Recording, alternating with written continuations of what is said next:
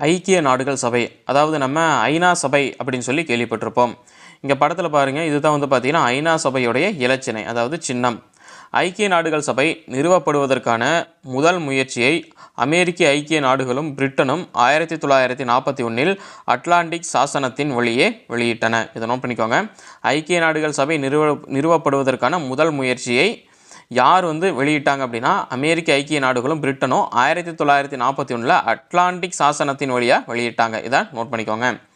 ஐக்கிய நாடுகள் சபையின் பிரகடனம் 1942 புத்தாண்டு தினத்தன்று அச்சு நாடுகளுக்கு எதிராக. அப்போது இந்த ஐக்கிய நாடுகள் சபையுடைய பிரகடனம் எப்போ வெளியிடப்பட்டது அப்படின்னா 1942 புத்தாண்டு தினத்தன்று அப்படின்னு கொடுத்துட்டாங்க. அப்போ புத்தாண்டு அப்படின்னு சொன்ன உடனே நமக்கு ஜனவரி 1 அப்போ 1942 ஜனவரி 1 வந்து பார்த்திங்கன்னா அச்சு நாடுகளுக்கு எதிராக, அதாவது அச்சு நாடுகள்னால் என்னென்னா ஜெர்மனி, இத்தாலி, ஜப்பான், இந்த 3 நாடுகளுக்கு எதிராக போர் செய்து வந்த 24 நாடுகளால் ஏற்றுக்கொள்ளப்பட்டது. சரிங்களா? அந்த நேச நாடுகளால் ஏற்றுக்கொள்ளப்பட்டது. மொத்தம் நேச நாடுகளில் 26 நாடுகள் இருந்திருக்கு. இந்த 26 நாடுகளில் இருக்கிறவங்களும் வந்து பார்த்திங்கன்னா இந்த ஐநா சபையோடைய அந்த பிரகடனம் இருக்குது இல்லைங்களா, அதை வந்து பார்த்திங்கன்னா ஏற்றுக்கிட்டாங்க. சரிங்களா? ஸோ அந்த நாடுகள் எந்த நாடுகள்னால் மொத்தம் 26 நாடுகள். ஐக்கிய நாடுகள் சபையின் சாசனத்தில் 1945 ஜூன் 26 51 நாடுகள் வந்து பார்த்திங்கன்னா கையெழுத்திட்டாங்க. ஐக்கிய நாடுகள் சபையோடைய சாசனம் அப்படின்னு என்ன, அவங்களுடைய சில விதிமுறைகள்லாம் இருக்கும்ல, இந்த விதிமுறைகளுக்கு மீறி நாங்கள் வந்து பார்த்திங்கன்னா எதுவுமே செய்ய மாட்டோம் அப்படின்னு சொல்லி அந்த விதிமுறையில் அந்த சாசனத்தில் வந்து பார்த்திங்கன்னா மொத்தம் 51 நாடுகள் கையெழுத்திட்டிருக்காங்க. எப்போனா 1945 ஜூன் 26 சரிங்களா? இதை நோட் பண்ணிக்கோங்க. ஐக்கிய நாடுகள் சபையின் சாசனத்தில் கையெழுத்து மொத்தம் 1945 மொத்தம் எத்தனை நாடுகள் கையெழுத்திட்டன அப்படின்னு கேள்வி கேட்டாங்கன்னா முதல்ல 51 நாடுகள் தான் வந்து பார்த்திங்கன்னா கையெழுத்திட்டாங்க. இது 1945 ஜூன் 26 வந்து பார்த்திங்கன்னா கையெழுத்திட்டிருக்காங்க. இந்தியா வந்து பார்த்திங்கன்னா அந்த லிஸ்ட்டில் இல்லை, 51 நாடுகள் லிஸ்ட்டில் இல்லை. ஏன்னா அப்போ இந்தியா வந்து பார்த்திங்கன்னா சுதந்திர நாடாக இல்லை. பிரிட்டிஷ்காரங்க வந்து பார்த்திங்கன்னா நம்மளை இது பண்ணி வச்சுருந்தாங்க. இந்தியா அப்போது சுதந்திர நாடாக இல்லை என்பதால் சாசனத்தில் கையெழுத்திடவில்லை. தற்போது ஐக்கிய நாடுகள் சபை 193 உறுப்பு நாடுகளை கொண்டுள்ளது. அதாவது 1945 கையெழுத்திடும் போது மொத்தம் 51 நாடுகள் தான் இருந்தது. இப்போ வந்து பார்த்திங்கன்னா மொத்தம் 193 நாடுகள் வந்து பார்த்திங்கன்னா கையெழுத்திட்டிருக்காங்க. ஒவ்வொரு நாடும் சிறியதோ அல்லது பெரியதோ ஐக்கிய நாடுகள் சபையில் சமமான வாக்குகளை பெற்றுள்ளது. அதாவது பெரிய நாடோ சின்ன நாடோ, வல்லரசு நாடோ இல்லை ஏழை நாடோ, அதெல்லாம் முக்கியம் கிடையாது. அங்கே எல்லாத்தோடைய பேச்சுக்கும் சமமான உரிமை வழங்கப்படுது. இப்போ ஒருத்தர் எந்திரிச்சு பேசுகிறார் அப்படின்னா அவருக்கும் சமமான உரிமை தான். இன்னொரு பெரிய நாடுகாரர் எடுத்து பேசுகிறாருன்னா அவருக்கும் அதே உரிமை தான். எந்திரிச்சு பேசுகிறாருன்னா அவருக்கும் அதே உரிமை தான். அவர் சொல்கிறத கேட்குறாங்க அப்படின்னா இவர் சொல்கிறதையும் வந்து பார்த்திங்கன்னா ஒரு கன்சர்னாக கன்ஃபார்மாக எடுத்துக்குவாங்க அப்படிங்கிறது தான் இதில் சொல்கிறாங்க.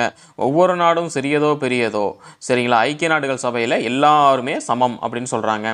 சரி, இப்போ எல்லா நாடுகளும் சமம்னு சொல்லிட்டாங்க இல்லைங்களா? இப்போ இந்த ஐக்கிய நாடுகள் சபையோடைய உறுதிமொழி என்ன அப்படின்னு பார்க்கலாம். இப்போ எல்லா நாடுகளுமே இந்த சாசனத்துக்கு கீழே வந்து நாங்கள் சைன் பண்ணுறோம், இந்த ரூல்ஸுக்கு உட்பட்டு நாங்கள் சைன் பண்ணுறோம் அப்படின்னு சொல்லிட்டாங்க இல்லைங்களா? ஸோ சைன் பண்ணிட்டாங்க. இவங்க என்ன உறுதிமொழி எடுத்திருக்காங்க அப்படிங்கிறத இங்கே பாக்ஸ் பண்ணி கொடுத்துருக்காங்க பாருங்கள். என்ன உறுதிமொழி எடுத்திருக்காங்கன்னா, ஐக்கிய நாடுகள் சபையின் மக்களாகிய நாங்கள் எதிர்கால சந்ததியினரை போரின் துயரங்களிலிருந்து காப்போம் என உறுதி கூறுகிறோம்னு சொல்கிறாங்க. சரிங்களா? ஸோ தேவையில்லாமல் வந்து பார்த்திங்கன்னா நாங்கள் வந்து இன்னொரு நாடு மேலே போர் செய்ய மாட்டோம். போர் செஞ்சோம் அப்படின்னா ஒருவேளை நாங்கள் தோத்துட்டோன்னா எங்கள் மக்கள் தான் வந்து பார்த்திங்கன்னா துயரப்படுவாங்க.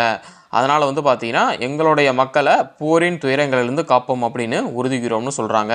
அது நம்முடைய வாழ்நாளில் இருமுறை மனித குலத்திற்கு சொல்ல முடியாத துயரங்களை கொண்டு வந்துள்ளது. இந்த போர் நம்மளுடைய வாழ்நாளில் இருமுறைன்னு எதை சொல்கிறாங்கன்னா, நிறைய போர்கள் வந்தது, ஆனால் ரொம்பவும் துயரத்தை கொண்டு வந்த போர்னா முதல் உலகப்போர், 2ஆம் உலகப்போர் தான். அதனால தான் அதுக்கு வந்து பார்த்திங்கன்னா உலகப்போர் அப்படின்னு பேர். இந்த உலகப்போர் நம்மளுடைய வாழ்நாளில் இருமுறை மனித குலத்திற்கு சொல்ல முடியாத துயரங்களை வந்து கொண்டு வந்திருக்கு. மேலும் அடிப்படை மனித உரிமைகள், மனித பண்புகளை பெற்றுள்ள தனிநபர்களின் கண்ணியம், மதிப்பு, ஆணுக்கும் பெண்ணுக்கும், சிறிய நாட்டிற்கும் பெரிய நாட்டிற்கும் சம உரிமை ஆகியவற்றின் மீதான நம்பிக்கையை மீண்டும் உறுதி செய்வோம்னு சொல்கிறாங்க. சரிங்களா? ஸோ போரில் வந்து போர் செய்யாமல் இருக்கிறது அப்படிங்கிறத விட்டுட்டு மேலும் வேறு என்னென்ன சொல்கிறாங்க, அடிப்படை மனித உரிமைகள். இப்போ ஒரு நாட்டில் ஒரு குடிமகன் இருக்கான் அப்படின்னா அவனுக்குன்ற உரிமைகள் வந்து பார்த்திங்கன்னா என்றைக்குமே மறுக்கப்படாது. சரிங்களா? அவனை யாருமே வந்து பார்த்திங்கன்னா தேவையில்லாமல் டிஸ்டர்ப் பண்ணிட முடியாது. இப்போ ஒருத்தர் போயிட்டு இருக்காரு, தேவையில்லாமல் இவர் அவதூறாக ஒரு கெட்ட வார்த்தையில் கூட பேசுகிறாருன்னு வச்சுக்கோங்களேன், இவர் கேஸ் போடலாம், இவர் என்னை கெட்ட வார்த்தையில் திட்டாரு அப்படின்னு. அந்தளவுக்கு உரிமை இருக்குது. ஏன்னா தேவையில்லாமல் யாரையும் வந்து பார்த்தீங்கன்னா திட்டக்கூடாது, டிஸ்டர்ப் பண்ணக்கூடாது அப்படிங்கிறது அந்த அடிப்படை மனித உரிமைகள் அப்படிங்கிறது. அப்புறம் அவருக்குன்னு கிரியேட் பண்ணி வச்சுருப்பார் இல்லைங்களா ஒரு இடம், ஒரு ஸ்பேஸு, அந்த ஸ்பேஸ்க்குள்ளே தேவையில்லாமல் யாரும் வரக்கூடாது. அதுவும் வந்து பார்த்திங்கன்னா அது அவருடைய அடிப்படை உரிமையில் தான் வந்து பார்த்திங்கன்னா வரும். ஏன்னா அந்த ஸ்பேஸ் அப்படிங்கிறது அவருடைய உழைப்பு. அப்புறம் அடிப்படை மனித உரிமைகள், மனித பண்புகளை பெற்றுள்ள தனிநபருடைய கண்ணியம், சரிங்களா? ஸோ இதுவும் வந்து பார்த்திங்கன்னா அதனுடைய செல்ஃப் ரெஸ்பெக்டில் வரும். தனிநபருடைய கண்ணியம் அப்படிங்கிறது இந்த செல்ஃப் ரெஸ்பெக்ட் அப்படின்னு சொல்லுவாங்க இல்லைங்களா? ஸோ அதுதான் வந்து பார்த்திங்கன்னா தனிநபர்களுடைய கண்ணியத்தில் வரும். அப்புறம் மதிப்பு, ஒவ்வொருத்தருக்கும் மரியாதை, செல்ஃப் ரெஸ்பெக்ட் அப்படிங்கிறது, மனுஷனை மதிக்கணும் அப்படிங்கிறது, ஆணுக்கும் பெண்ணுக்கும், சிறிய நாட்டிற்கும் பெரிய நாட்டிற்கும் சம உரிமைகள். அதாவது என்னென்னா ஆண் பெண் சம உரிமை, அது வந்து பார்த்திங்கன்னா ரொம்ப நாளாக வந்து இருந்த பிரச்சனை. அது வந்து இந்த ஐநா சபையில் வந்து பார்த்திங்கன்னா சொல்லியிருக்காங்க. ஆணுக்கும் பெண்ணுக்கும் சம உரிமை, சிறிய நாட்டிற்கும் பெரிய நாட்டிற்கும் சம உரிமை. இவங்க சின்ன நாடு, நாங்கள் தான் பெரிய நாடு, நாங்கள் சொல்கிறது தான் அப்படின்லாம் எதுவுமே கிடையாது, சரிங்களா? சின்ன நாடு சொன்னாலும் சரி, பெரிய நாடு சொன்னாலும் சரி, கருத்து இஸ் ஈக்குவல் டு கருத்து தான், எல்லாத்துக்குமே சம உரிமை தான் அப்படிங்கிறது தான் இந்த ஐக்கிய நாடுகள் சபையில் வந்து எல்லா நாடுகளுமே வந்து பார்த்திங்கன்னா உறுதிமொழி எடுத்திருக்காங்க. இந்த உறுதிமொழி வந்து பார்த்திங்கன்னா ஐக்கிய நாடுகள் சபையுடைய முகவுரையில் வந்து பார்த்திங்கன்னா இருக்குது. சரி, கேள்வி இப்படி கேட்கலாம், ஐக்கிய நாடுகள் சபையின் முகவுரையில் என்ன எழுதியுள்ளது அப்படின்னு கேள்வி கேட்டாங்கன்னா இந்த விஷயங்கள்லாம் எழுதணும்.